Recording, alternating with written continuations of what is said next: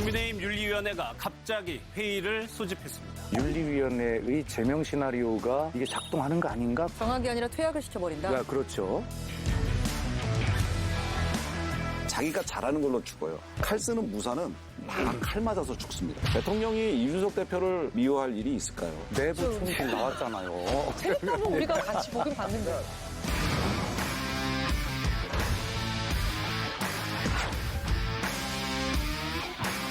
나는 대통령의 부인이다. 그래서 대통령 놀이를 하는 것 같아요. 에? 부인 때문에 문제가 하도 생기니까 더 내려가요. 공개부 갈 게 아닙니다. 대국민 기자회견이라도 하시라.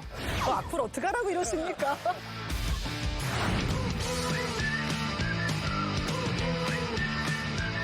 자, 그럼 오늘의 판도라를 열어주실 두 분 모셔보죠. 국민의힘 이양수 의원 그리고 박수현 전 국민소통수석. 어서 오십시오. 안녕하십니까.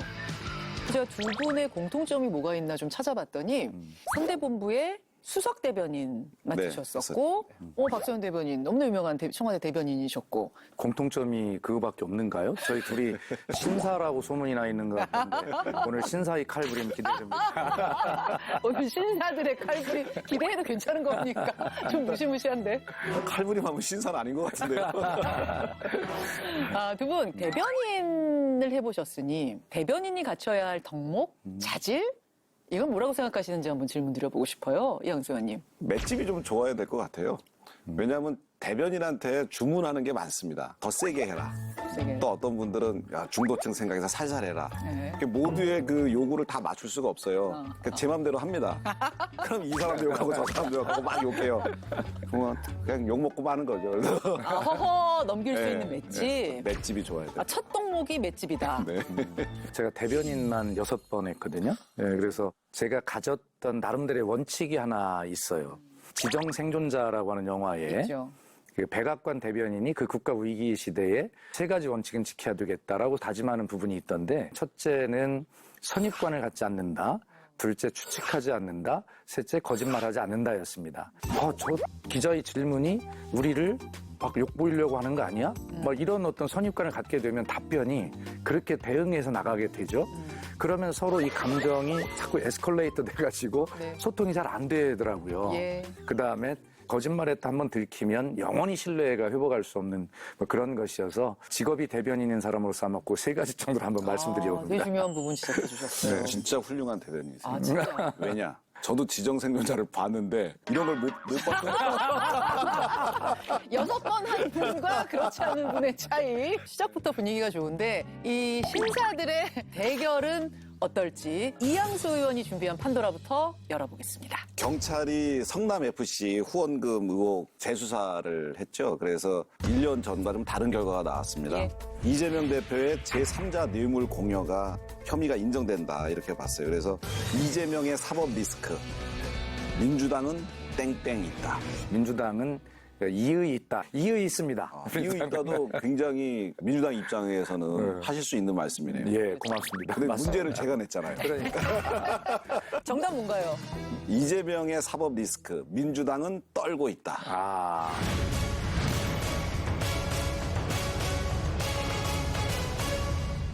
지난 2015년 성남시장이자 성남FC 구단주였던 이 대표는 6개 기업에서 후원금과 광고비 등 160억여 원을 유치했습니다. 경찰은 이 과정에서 기업들이 후원금을 낸 대가로 특혜를 받았는지 등을 수사해왔고 지난해 9월 불송치 결정을 내렸습니다. 하지만 검찰의 보안 수사 요구로 7개월 동안 다시 수사해 자신들의 판단을 뒤집었습니다. 애초 병원 부지였지만 지난 2015년 이재명 더불어민주당 대표가 성남시장 재직 시절 상업용지로 용도가 바뀌었습니다. 경찰은 두산그룹이 용도 변경을 위해 당시 이재명 시장이 구단주로 있던 성남FC에 50억가량의 후원금을 낸 것으로 판단했습니다. 이를 대가성이 있는 것으로 보고 당시 구단주였던 이 대표와 성남시청 공무원 1명은 제3자 뇌물공여 혐의를 적용해 검찰에 넘겼습니다. 그간 본인의 사법 리스크에 일절 답을 하지 않았던 이재명 더불어민주당 대표가 윤석열 정부를 정면 비판했습니다. 정부도 정쟁, 야당 탄압, 정적 제거 이런 데 너무 국가 역량을 소모하지는 마시고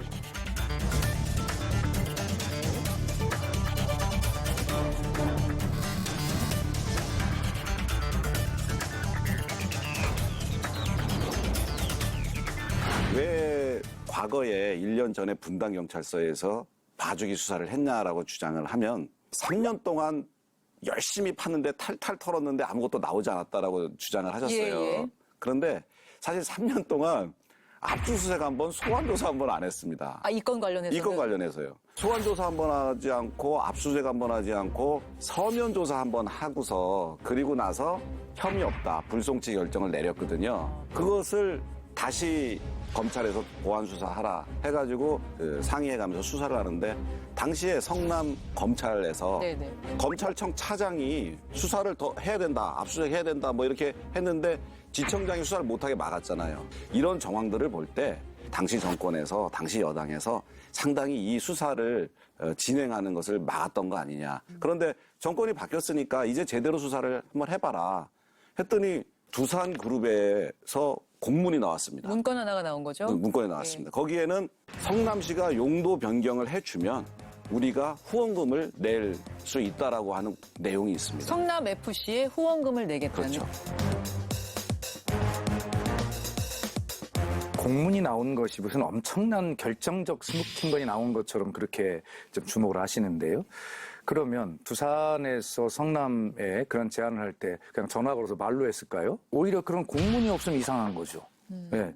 그런 것들 이렇게 하면 후원금을 내겠다라는 공문이 없으면 이상한 것인데 있을 수밖에 없는 그 공문 한 장을 발견해놓고 엄청난 스모킹건을 발견한 것처럼 그렇게 지금 이야기를 하고 있는 것이거든요. 그건 없으면 오히려 이상한 것이다. 이런 생각이 들고요. 그 제3자 뇌물 공여의 핵심은 부정 청탁이 있었느냐 없었느냐입니다. 백가성. 예, 그 부정 청탁이 바로 그 공문이거든요. 그 공문에 당신이 이걸 해주면 우리가 이걸 해줄게. 이게 부정한 청탁이 되는 겁니다. 그러니까 법리적으로. 그러니까 이것은 그 공문이 스모킹 건이 맞습니다. 그리고 조응천 의원도 이것이 불법이다고 얘기를 했습니다. 기부 체납을 15%를 하기로 원래 해야 되는데 네.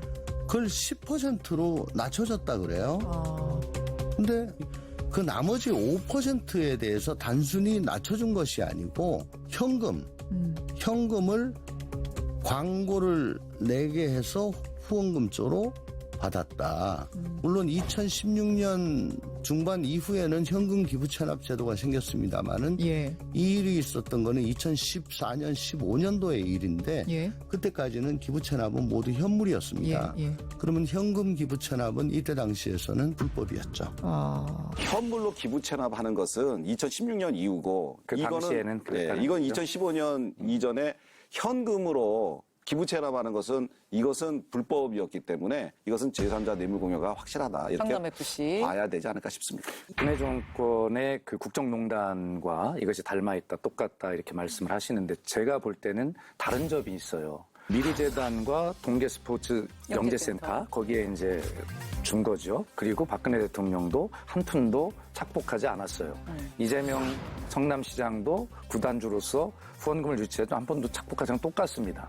그러나 국정농단 사건에서는 관련 있는 어떤 개인의 이익을 챙겨준 것입니다. 그런데 이 성남FC에 들어갔던 후원금은 바로 성남FC의 어떤 성공적 운영이라고 하는 시민의 공익과 연결이 돼 있는 것이거든요. 그렇기 때문에 그것을 평행 이론처럼 연결시키고 싶어 하지만 결과적으로 이익이 도달한 최종 지점이 개인과 공익이라고 하는 것이 완전히 다른 지점이다라고 하는 것을 말씀을 드리고 싶고요. 그렇게 따지면 전국의 모든 지자체에서 모든 대기업에 그런 조건으로 용도 변경을 해준다면 전국의 모든 지자체가 다 엄청난 특혜를 기업한테 줘도 죄가 없다?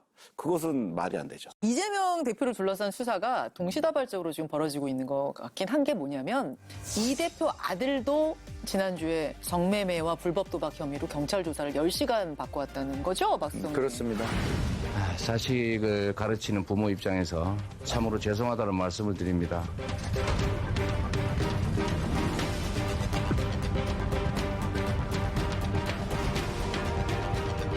이재명 민주당 대표의 아들 이동호 씨가 경찰에 출석했습니다.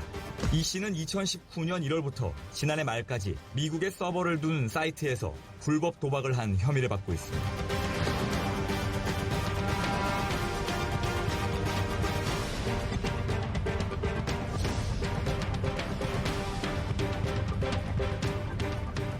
이건 일단 어떻게 보세요? 그 아들 소환 조사 문제는. 이게 시민사회단체가 이제 고발을 해서 아드님 문제에 대해서 문제가 있다고 고소고발했는데 경찰에서는 예. 고발이 있었기 때문에 경찰에서 아무 행동도 안 할 수는 없습니다. 그럼 또 경찰이 또 직무유기가 되기 때문에. 뭐 인지수사가 아니라 이게 고발에 의한 건데, 예. 소환을 안 하면 그럼 약간 뭉개는 게 되는 거예요? 뭉개는 게 되는 거고, 고발하신 분이 계속해서 언제까지 왜 결과를 안 주냐, 왜 수사를 안 하냐, 이렇게 하기 때문에 고소고발 사건에 대해서는 당연히 이것은 무혐의 처리되었다. 사실이 아니더라. 이렇게 얘기를 해드려야 되고, 사실이면 또 그 사실인 그 범죄 사실에 대해서 처벌을 해야 되고 그렇죠. 절차대로 이행하고 있다고 보셔야 되지. 민주당의 반응은 해도 너무 무도하다 이런 발언까지 나왔어요. 제 대답을 어떻게 예상하셨습니까? 그건 무슨 의미신가 궁금했어요. 무도하다까지. 아니 그러니까 이게 가랑비 전략이라고 이렇게 여러 이제 사법 리스크에 해당되는 이재명 대표와 관련된 여러 이런 것들을 하나하나 그때마다 폴리스 라인에 세우고 언론 보도가 나가고 이렇게 되면서 결과적으로 이재명 대표는 가랑비의 옷을 서서히 젖게 만드는 지금 가랑비가 서서히 오고 있는 네, 거예요? 뭐 그런 것 아니겠는가 이런 생각을 하고 결과적으로는 민주당이 아까 떨고 있다라고 이렇게 말씀하셨는데 사실은 걱정하지 않을 수 없는 게 그렇게 가랑비에 옷 젖듯이 서서히 국민들 가슴속에 머릿속에 문제가 너무 많아 뭐 이러한 어떤 인식들이 이런 결과의 끝에 그렇게 된다면 정치적인 어떤 타격이나 결론적으로 이런 것들을 입을 수밖에 없는 그런 절차들이 진행이 되고 있는 것이죠. 저는 그것을 민주당이 자초했다고 생각하는 겁니다. 왜냐하면 했다고 생각하는 겁니다. 왜냐하면 대선에서 패배하신 분이 바로 국회의원 선거에 출마하고 또 국회의원 당선되자마자 바로 당대표에 출마하셔가지고 계속 전진하셔가지고 지금 이 자리에 왔는데 대선에서 드러난 여러 가지 혐의점이 많이 있기 때문에 이 사법적인 어떤 그 조사를 피해갈 수가 없거든요. 아무리 당대표라 그래도 그건 받게 돼 있습니다. 그런데 민주당의 당원들이 이재명 후보를 당대표로 만들더라고요. 그래서 저는 이건 이재명의 사법 리스크가 민주당의 사법 리스크가 된다. 왜냐하면 민주당은 우리 당대표잖아요. 우리 당대표가 쓰러지면 큰일 나니까 엄청나게 열심히 당대표를 방어하실 겁니다. 우리 지금 선배님처럼. 그렇죠. 근데 이렇게 되면은 국민들을 의아하기죠. 그러면은 당대표는 죄를 지어도 조사 안 받아도 되나? 법 앞에 평등하다는데 그건 아니지 않나? 이런 생각을 하시게 되면 민주당에 대한 지지가 철회될 수가 있거든요. 그래서 저는 이 상황이 좀 안타깝습니다. 이재명 당대표가 사법 리스크가 많고 뭐 검찰, 경찰에서 계속해서 조사한다고 그래서 좀 민주당이 난처하겠네라는 생각이 드는데 이것을 자초하신 분이 전 이재명 대표라고 봅니다. 그러니까 비가 오는 걸 보면서도 우산 없이 나가지 않았느냐 지금 그 말씀하시는 그렇죠. 거예요. 예측되는 결과였거든요. 비가 오는 걸 알면서도 민주당이 밖으로 나갈 수밖에 없었던 이유가 있어요. 이재명 대표가 선출이 압도적으로 된 것이 저는 윤석열 대통령 탓이다 이렇게 생각을 합니다. 왜 그러냐면 민주당 당원들은 이런 집단지성을 가졌을 거예요. 임기 초반부터 도저히 이게 국정 난맥상을 보이고 있는 윤석열 정부 이거 정말 큰일이다. 거대 의석을 가진 제1야당이라도 정신 차려 잘해야 되겠다. 그리고 우리가 힘 있는 대표를 잘 뽑아서 단결하면 정권을 되찾을 수 있겠다라고 하는 전략적 판단을 집단 지성으로 했을 거라고 생각을 합니다. 아마 윤석열 대통령이 정말 국정을 잘하고 지지도가 막 50, 60% 유지되고 이렇게 됐다면 이재명 대표도 처음부터 그렇게 무리한 출마를 하거나 이렇게 하지는 않았을 것 같다는 생각을 저는 하거든요. 그러면 윤석열 대통령 탓이 아니고 윤석열 대통령 덕이네요. 고도의 전략이 있는 거 아닌가. 두고 보죠. 결론이 어떻게 날지 두고 보기로 하고 민주당에서 행보가 눈에 띄었던 두 사람이 있어요. 전해철 의원하고 서른 의원이에요. 서른 의원. 이 두 사람은 이재명 대표의 의혹에 대해서 선거 당시 많은 의혹을 제기했던 당내 인물이죠. 그런데 최근에 이 사법 리스크를 전담하는 TF에 합류를 했어요. 그렇습니다. 네. 박수성님. 네. 이거 자발적으로 한 겁니까? 자발적으로 했겠죠. 그런데 저는 이 두 분이 가지고 있는 공통점이 뭐냐면 전투력입니다. 이 대표에게 무차별 가해지고 있는 이 사법 리스크 공격을 정면 돌파해야 되겠다라고 하면서 이 전투력이 강한 이 두 분을 자의반 타의반으로 여기 배치했을 것이다라는 생각이 들고. 근데 서른 의원 같은 경우에는 이재명 후보가 대통령 되면은 감옥 갈 수도 있다 이러셨던 분이잖아요. 아니 그러니까 그래서 첫 번째는 그런 이유가 있고 또 요청을 받았을 때 이 두 당사자는 그래 과거에는 내가 이렇게 했지만 지금은 이재명 대표를 보호하는 데 전선에 설게 이러면서 자신들의 정치적 어떤 입장에서 어려운 점들을 이런 것들을 통해서 스스로 해소할 수 있는 거죠. 저는 그렇게 봅니다. 네. 제가 보기에도 자발적이라고 봅니다. 왜냐? 서른 의원님이 비자발적으로 하시는 분이 아니에요. 억지로 시켜서 하시는 분은 아니에요. 그럼요. 뭐 비자발적인 건 불가능한 얘기고 당연히 자발적으로 하셨을 텐데 예. 제가 재밌게 말씀드리면 알리바이 확보 중입니다. 그것도 무슨 말씀이세요? 원래 비명계라서 네. 그 감옥 갈 수도 있다. 그리고 되게 센 얘기 많이 하셨잖아요. 경선 때 치열했어요. 네. 그런데 진짜로 감옥 가시면 어떡할 거예요? 그러면 당신이 그때 그런 얘기 했었고 그랬기 때문에 이렇게 된 거 아니냐? 내부 총질 아니냐? 내부 총질 했던 거 아니냐? 그 빌미를 제공한 거 아니냐? 이렇게 돼버리면은 이 비명계 분들이 설 자리가 당내에서 없어져 버리죠. 서른 의원 지금 자발적으로 하셨을 것 같아요, 저도. 근데 인터뷰 초청하니까 안 나오시더라고요. 좀 결정적일 때 나오시겠죠. 이양수 의원의 판도라. 이재명의 사법 리스크, 민주당은 떨고 있다의 한 줄평? 지금 진짜 떨고 있는 것은 국민의힘이다. 이렇게 평가하고 싶습니다. 자, 그럼 바로 이어보죠. 박수현 수석의 판도라 뭔가요? 예, 이번 그 명절 때 아니 정치에 대해서 이야기를 그렇게 안 하는 명절은 처음 봤어요. 오히려 제가 거꾸로 붙잡고 여쭤봐야 되는 이런 싸움이 얘기 있었는데. 되게 많이 하셨어요. 그렇죠. 그래서 제가 내린 결론은 국민들이 정치 이야기를 하는 것조차 이제 희망이 없다라고 생각하고 포기하셨구나. 라고 하는 가장 두려운 민심을 제가 이번에 한 20년 만에 처음 경험했죠. 싸늘한. 그렇습니다. 예, 그런 것이고 좀 저희도 마찬가지라고 말씀드렸습니다만 집권당은 무한 책임을 갖는 것이기 때문에요. 뭐 더 깊이 이제 들으시겠지만 근데 지금 국민의힘 내부의 모습은 국민 앞에 무한 책임을 질 수 있는 준비가 아직 안 돼 있지 않습니까? 마치 이준석이라고 한 젊은 정치인을 그냥 밖에 몰아내기 위해서 비대위에 또 비대위에 또 비대위 할 겁니까? 이래 가면서 계속 죽고 살기식의 그런 게임을 하고 있는 것 같은 그런 안타까움이 있어요. 그래서 저는 개인적으로 빨리 정리되기를 바랍니다. 집권당으로서. 그래야 국민이 행복할 테니까요. 그러나 현재 국민의힘 내부의 모습은 요거 하나 삐끗하면 내가 죽는다라고 하는 죽고 살기식의 그런 어떤 절박한 생존 게임을 하고 있는 것 같은 그런 느낌이 들거든요. 그래서 오늘 제가 열어드릴 판도라는 이겁니다. 국민의힘은 지금 땡땡땡땡땡 5글자입니다. 중. 어려운데? 5자. 국민의힘은 지금 최선 다하는 중? 진짜 억지스럽네요. 오늘 5자 어렵습니다. 오늘 의원님 제가 아주 신사 의원이라고 존경하는 마음으로 하고 있는데 어이가 없습니다. 제가 그런 답을 낼 리가 없죠. 선배님이 그렇게 했을 리는 없고 예. 그렇다면 국민의힘은 자리 잡는 중? 이것도 비슷하고. 포기하세요. 정답 뭡니까? 헷갈리는 중? 포기합니다. 아니 최근에 그 영화 오징어 게임이 정말 큰 상들을 많이 휩쓸었잖아요. 그래서 문화적 자부심을 가득 높여줬는데 오징어 게임의 내용을 보면 순간의 선택에서 생과 사가 갈리는 그런 아주 막 절박한 뭐 이런 게임들이 쭉 이어지잖아요. 그래서 현재 국민의힘의 내부의 모습이 마치 제가 볼 때는 오징어 게임 중인 것 같다. 네. 이런 생각이 들어서 국민의힘은 오징어 게임 중. 일단 뭐 흥행은 성공할 것 같은데. 흥행은 성공하고 있는 것 같습니다.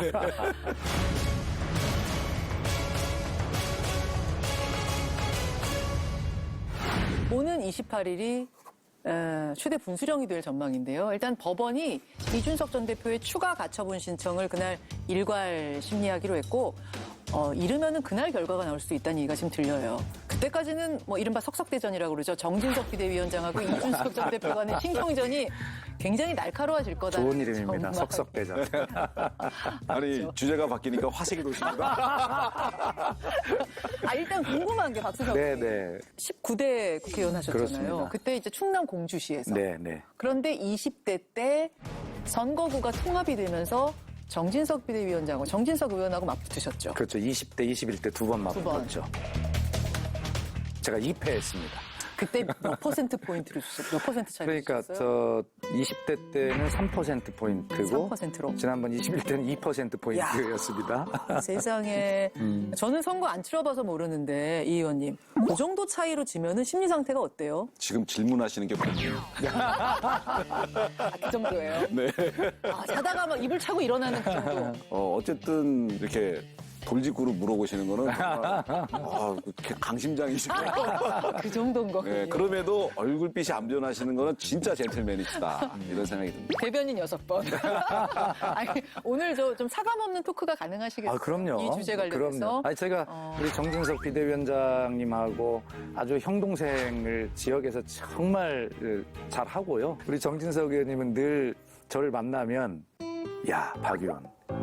자네랑 나랑 같이 국회의원 할 수 있는 방법이 있는데 자네가 지금 세종시로 지역구로 옮기면 안 되나? 지역구 옮기라고. 이 이야기를 아마 제가 거짓말 안 하고 100번은 했을 거예요. 저한테. 그럼 제 답변은 뭐라고? 네가 가라 세종시.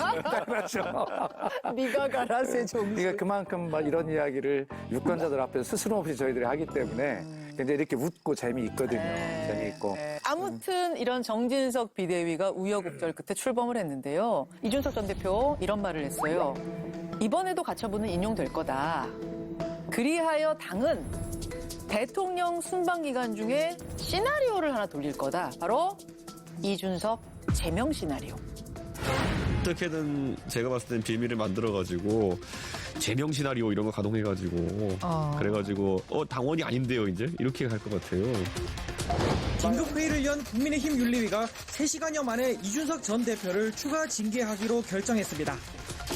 모욕적 발언을 이유로 들었는데 이 전 대표가 쓴 양두구역과 신군부 발언 등을 문제 삼았습니다. 당원, 당 소속 의원, 그리고 당 기구에 대한 객관적 근거 없이 모욕적, 비난적 표현 사용 및 당에 유해한 행위. 이 전 대표는 윤리위 결과가 나오자 양도구역으로 징계하는 거라며 유엔에서 인권 활동을 한 이 위원장이 유엔 인권규범상 표현의 자유를 무시한다고 비판했습니다. 28일로 예정된 비대위 효력정지 가처분 신문 이전에 제명 징계가 나올 경우 국민의힘은 이 전 대표의 당원으로서 소송 자격을 문제 삼는 만큼 재판에도 영향을 줄 가능성이 있습니다. 이게 무슨 말이냐면은 가처분 결과 나오기 전에 윤리위를 소집해서 제명을 해버리면은 법원이 당원도 아닌 사람에 대해서 뭐 당대표네 피해를 입네 어쩌네 판단할 필요도 없어지는 거 아니겠느냐. 박수성님. 네. 이 기습 제명 시나리오 가능성이 있다고 보세요? 저는 가능성이 있다고 봅니다. 왜 그러냐면 지난번에 신문 기일에 그 전주회 그 비대위원이시죠? 네. 이분이 이제 판사 출신이신데 갑자기 신문 기일에 나갔다 오시면서 뜬금없는 논리를 하나 내세우세요. 지금까지는 뭐냐면 처분적 당원 개정과 그다음에 소급 적용의 문제가 주된 논쟁이었잖아요. 근데 그날 지금 말씀하신 전주의 의원이 그 당사자 적격 여부 이 문제를 이야기를 하거든요. 현재 당원권이 정지입니다. 당원권이 정지되어 있는 사람이 이 효력정지를 구할 이러한 당사자 적격이 없다. 이렇게 주장을 했고. 그러자 이준석 전 대표가 아니 정학당한 사람은 학생 아니냐라고 이렇게 반박을 하죠. 일반인 같으면 내가 이해를 하겠는데 법조인이 말도 안 되는 말씀을 하실 때 보면 아 이게 무슨 지금 얘기한 그 윤리위원회의 제명 시나리오가 이게 작동하는 거 아닌가? 출발 아닌가? 저는 그런 생각을 가져봤거든요. 정학이 아니라 퇴학을 시켜버린다? 네, 그렇죠. 그래서 이제 이미 법원이 인용이냐 기각이냐를 판단할 그럴 필요도 없이 바로 각하시키는 그러한 시나리오를 갈 것이다. 이렇게 이제 전주의 의원이니까 내가 의심이 되더라고요. 그러나 그렇게 했을 경우에는 정말 후폭풍이 감당하지 못할 것이기 때문에 실현 가능성은 없어 보인다. 이렇게 봅니다. 이준석 전 대표의 상황이 본인이 지금 자꾸 뉴스를 만들어서 이런 데서 우리한테 얘기하게 만드는 거죠. 아, 그 뉴스를 생산한 거다? 예, 왜냐하면 당사자 적격성 문제는 저희가 계속 얘기했던 겁니다. 이번에 처음 얘기한 게 아니고. 아니 당원권 정지됐는데 무슨 당원 자격도 없는데 뭘 자꾸 하냐 이제 그런 얘기들을 우리가 했었는데 사실 저거는 가능하죠. 가처분 소송 이후에 이준석 대표가 여러 가지 해당 행위적 발언들을 하잖아요. 그런 것들에 대해서 추가적으로 제재를 가해서 제명이나 출당을 할 수가 있죠. 뭐 양두구육이라든지 이런 것들 예, 말씀하시는 거예요? 할 수 있죠. 근데 그거는 윤리위원회의 판단이지 뭐 우리 당에 계신 분들이 뭐 이렇게 얘기한다고 받아들여지는 게 아니고 특히 이제 이양희 그 윤리위원장님에 대해서 네. 아시는 분들은 아시겠지만 누구 얘기도 안 들으세요. 아, 그래요? 예, 판단하고 원리 원칙 그대로 해서 이거를 이끌어 나가시는 그런 스타일이시죠. 사실은 이준석 대표가 이양희 윤리위원장을 안 칩니다. 아, 그렇죠. 그때 저는 무슨 생각을 하냐면 역시 이준석 대표다. 윤리위원장은 내 마음에 안 드는 그 당직자들을 징계할 수 있는 당대표의 하나의 권력입니다. 그래서 내 측근을 윤리위원장이 안 쳐요. 보통 그래요? 보통 그렇습니다. 그런데 이양희 위원장을 안 치는 걸 보고 예. 역시 이준석 대표는 공명정대하게 내 말도 안 듣는 사람을 앉혀서 그냥 그분이 공정하게 일 처리하게 하려나 보다. 그랬을 정도다. 라고 제가 인물이. 생각했었어요. 근데 나중에 그 이양희 위원장이 한때 이 대표가 저렇게 그 징계를 당하고 그러더라고요. 인생 몰라 진짜. 예. 제가 알기로는 이양희 윤리위원장의 임기가 사실 얼마 남지 않았죠. 예. 네. 네, 그렇기 때문에 자기 임기 안에 이 문제를 결말을 져야 되겠다는 생각을 분명히 그건 정확히 할 거고요. 자기가 어떤 결론을 가지고 있기 때문에 반드시 그 안에 뭘 해야 되겠다. 그래서 가능한 것이죠. 자, 이렇게 해서 윤리위에 지금 이제 추가 징계 논의가 개시가 됐는데 이준석 대표 이런 말을 했어요. 대통령이 출국하시거나 어디 가시면은 그때 꼭 그때 일을 벌입니다. 사람들이. 체리따봉 하시고 휴가 가셨잖아요. 그 사이에 비대위 한다고 난리 났잖아요, 이제. 휴가 사이에 이제 비대위를 완료하라는 식의 어쨌든 지령이 있었다는 얘기도 있고. 그때도 보면 그전에도 나토 가신다 할 때 나토 간 사이에 엄청나게 공격 들어왔어요, 그때. 네, 그리고 이번에 또 이제 뭐 순방 가신다고 하는데 그 사이에 아마 또 이제 뭔가를 꾸미고 있지 않을까. 네, 이제 패턴이 노출됐습니다. 그렇게 저는 보지 않고요. 이준석 대표가 본인을 되게 좀 크게 생각해요. 대통령이 나의 적수다. 대통령이 나를 견제한다. 나는 대통령하고 같은 급이다. 좀 이런 생각을 하시는 것 같아요. 왜 대통령을 이 싸움에 끌어들이는지 뭐 그래야지 본인이 좀 올라가고 이 이슈를 그리고 본인이 좀 유리하게 그런 진영을 짜서 좀 싸울 수 있다 생각하는 것 같아요. 그런데 성매매 의혹 부분에 대해서 무마하려고 시도한 그 계약서 부분, 그 부분에 대해서 징계를 받은 거거든요. 그러면 소명을 하거나 항의를 하거나 항변을 하려면 윤리위에다 해야 됩니다. 뭐 대통령이나 그다음에 당직자들하고 싸울 일은 사실 아니에요. 그러면 이준석 대표는 여기다 항변해야 되는데 여기다 항변해 갖고는 본인의 입지를 확보하기가 어려우니까 대통령을 자꾸 이 싸움에 끌어당기는 것 같아요. 끌어들이는 거다. 네. 그래서 이번에도 외국 나갈 때 꼭 무슨 일이 있다더라. 외국 여러 번 나갔지만 있을 때도 그런 일이 있을 때도 있었고 없을 때도 있었어요. 그렇게 일반화 시켜가지고 마치 그게 타당성을 좀 이렇게 얻어가지고 이제 하는데 대통령이 이준석 대표를 되게 미워할 일이 있을까요?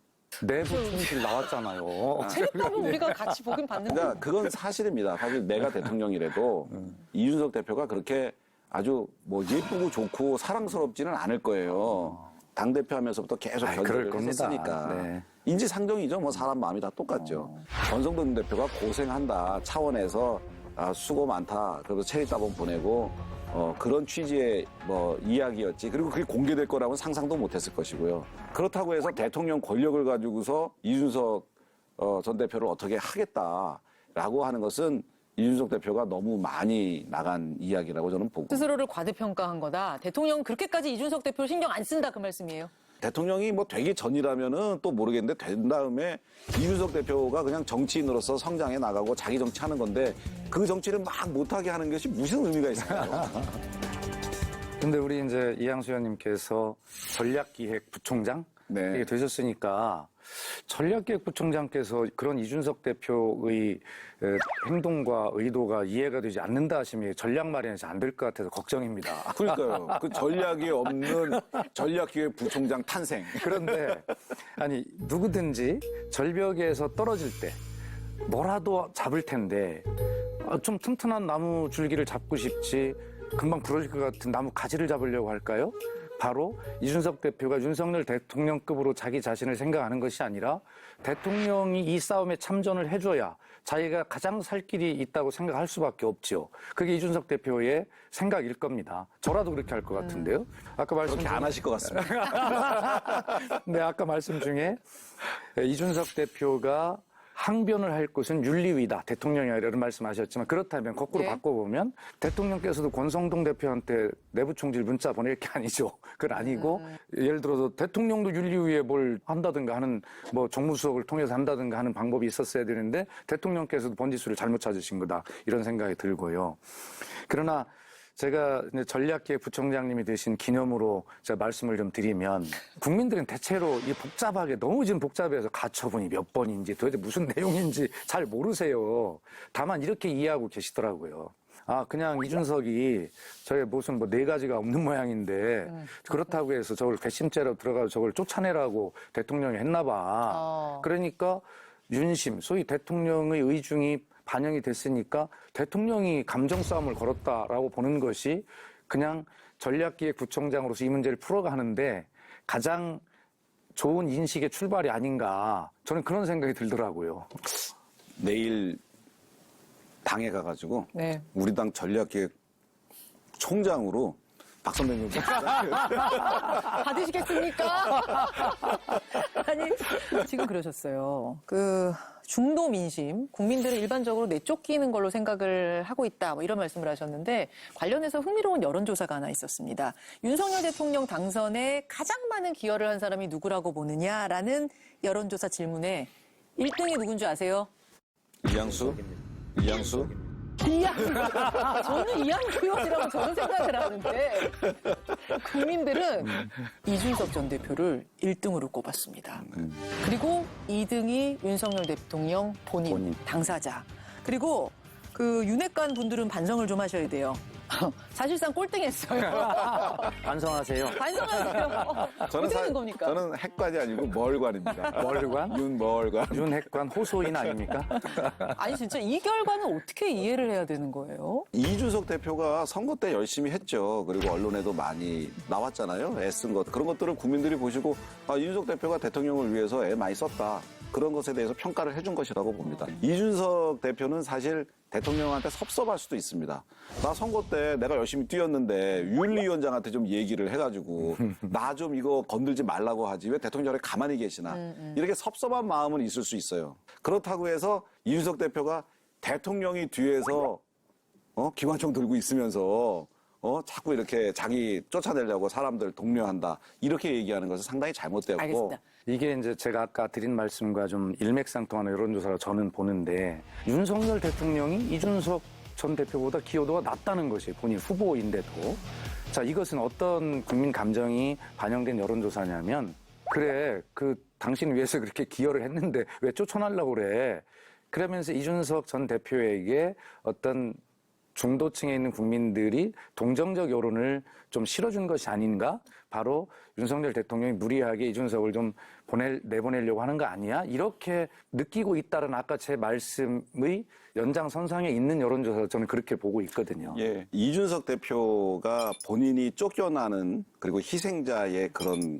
코스프레를 했는데 그게 잘 국민들께 전달이 됐고 그리고 국민들이 그렇게 인식하셨다라는 생각이 들어요. 그리고 그런 여론조사가 이렇게 반영돼서 나오는 것 같고요. 그러니까 국민의힘 분들로서는 좀 억울한 면이 있는 여론조사란 말씀이신데 근데 어쨌든 지금 중도 민심과 당 핵심 지지층 민심이 좀 다르다는 걸 이 표를 보고 알 수 있어요. 지금이야 총선이 멀리 있으니까 상관없지만 총선 가까워지면은 그럼 다시 이준석 대표 도움이 좀 절실해지는 거 아니에요? 제가 보기에는 이준석 대표는 이제 루비콘 강을 건넜죠. 당 대표로서 당에 엄청나게 부담을 많이 주고 당을 공격하고 그렇기 때문에 다시 당원들의 사랑을 받기에는 좀 어려운 상황이 됐고 뭐 본인이 신당을 창당한다든지 아니면은 유튜버로서 계속 정치력을 행사할 수 있는 그런 길을 걷는다든지 여러 가지 길이 있겠죠. 이준석 전 대표가 새로운 폭로 하나 내놨잖아요. 윤 대통령이 대선 당시에 사석에서 뭐 이 XX 저 XX 했다. 요거는 지난 기자회견에서 했던 얘기인데 이걸 두고선 정진석 비대위원장이 그런 말 했을 리 없다. 이건 거짓말 아니냐라는 취지의 이야기를 듣자 그거보다 더 심한 말도 내가 들었다. 이 X 저 X 했다는 거를 는 거는 여러 스로부터 확실하게 들으신 거죠. 제가 뭐 이따가 광고 막 나가면 제가 더한 표현도 알려드리겠습니다. 무슨 이야기를 또 들으시면서 뛰셨다는 이야기예요, 그때? 그것보다 한 단계 높은 것도 많이 들었어요. 뭐뭐뭐 할 뭐뭐. 땡땡땡 할 땡땡 이란 말도 들었다. 이거 뭐예요, 이거? 근데 이제 이준석 대표가 왜 자꾸 대통령을 이렇게 자꾸 걸고 이 문제에 참전을 시키고 이렇게 하는지 참 안타까운데요. 본인이 대통령한테 도청기 같은 걸 달아놓은 게 아니라면 이런 걸 어떻게 알죠? 아, 전해 들었다. 그 자리에 있는 사람한테 뭐 이런 것 같더라고요. 근데 대통령하고 제일 많이 가까이 있었던 사람이 주로 누굴까요? 그 비서실장. 예. 그 다음에 제가 수석 대변이니까 저도 상당히 계셨죠. 예. 뭐 많이 접촉할 게 많은데 이런 말을 안 해요. 이런 말을 안 하는데 이런 얘기를 들었다고 이준석 대표가 이야기를 하는 게 저는 참 이해가 안 간다는 거죠. 우리 이 의원님은 문외관이 아닌 게 확실한 것 같습니다. 이로써 증명이 되는 겁니다. 드디어 제가 증명을 해드렸습니다. 멀관으로. 자, 알겠습니다. 박수현의 판도라. 국민의힘은 지금 오징어 게임 중에 한 줄 평? 오징어 게임이 에미상을 받았듯이 국민의힘도 에미상을 받기 위해 최선을 다하겠습니다. 에미상으로 받아주시기를 기대하면서 판도라 오늘 여기서 마무리하죠. 함께해 주신 두 분 고맙습니다. 감사합니다.